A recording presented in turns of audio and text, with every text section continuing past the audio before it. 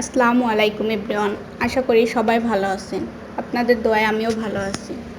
আজকে আপনাদের মাঝে নিয়ে আসলাম কচুর মুখি দিয়ে রুই মাছের ঝোল।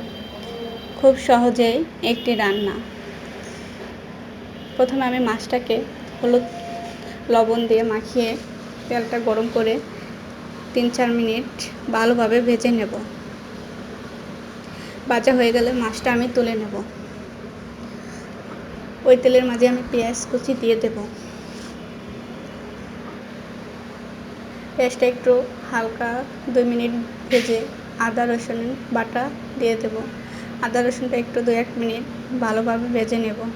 তারপরে হালকা একটু পানি দিয়ে দেব।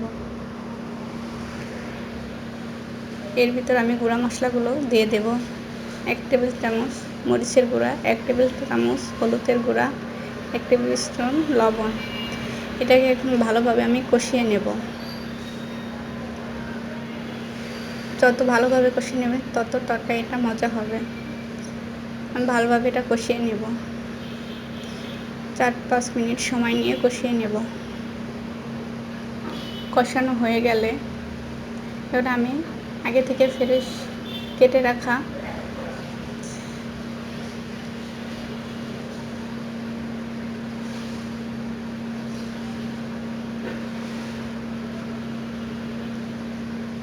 ভালোভাবে কষিয়ে নেব।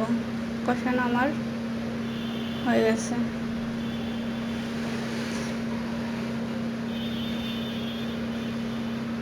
এখন আমি আগে থেকে কেটে রাখা কচুর মুখিগুলো দিয়ে দেব। কচুর মুখিগুলো দিয়ে ভালোভাবে কষিয়ে নেব 4-5 মিনিট।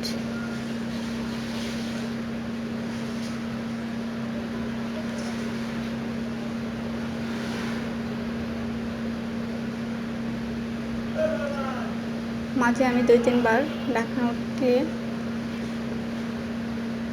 নেড়ে দেব। মুখিটা কষানো হয়ে গেলে আমি এখন আবারও ঢেকে দেব। তারপর এখন আমি গরম পানি অ্যাড করে দেব। পানিটা ফুটে উঠলে আমি এখন মাছটা দিয়ে দেব।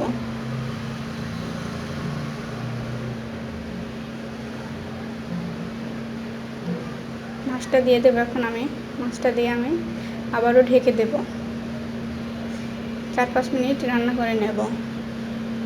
4-5 মিনিট পর আমি আবার ঢাকনা উঠে আবার নেড়ে চেড়ে দেব। ভিডিওটা যদি ভালো লাগে লাইক, কমেন্ট, শেয়ার করবেন।